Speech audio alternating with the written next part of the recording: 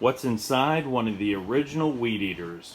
No plastic here. That's when they used to make stuff out of metal. We'll remove all the screws on the housing. Even the screws look vintage. To get the housing off, we'll remove the spark plug.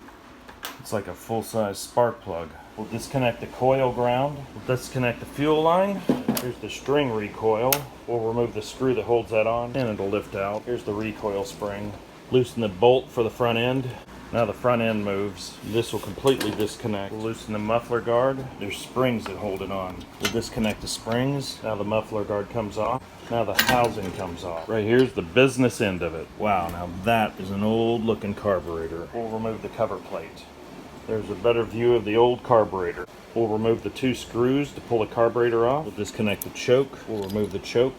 Pull out the fuel line. We'll slide the throttle cable out and we're free. This would be one of the original Walbro carburetors. We'll clean it up and give it a pressure test. We'll soak it in some gasoline. I'll clean out some of the ports with the wire. When you open up the butterfly, you can see 2 more ports in there. We'll put a vacuum on it and check it.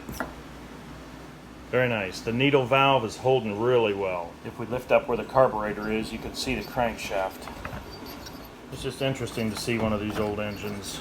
You can see all the bugs and debris that was in this thing. Since the needle valve's holding pressure, we won't go any deeper. We'll hook everything back up. Now when we pull the choke, you can see the choke works. We'll reinsert the pull cord. The piece that holds in the cord is damaged. We'll put it back together with some heat. At some point we'll find one or make one, but until then, here it is. We can feed it through that hole. We'll pull the string through, put the knot into the groove and pull. Insert the recoil mechanism, tighten up that bolt, wind up the spring and the string. This will retract to the cord.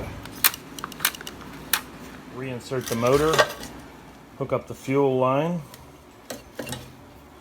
insert the coil ground, slide everything back together. Reinsert all the screws, check to make sure the choke works, we'll check the pull rope. Put the spark plug in, insert the coil, insert the muffler cover on, put some oil mixed gasoline in, pull out the choke and give it a pull.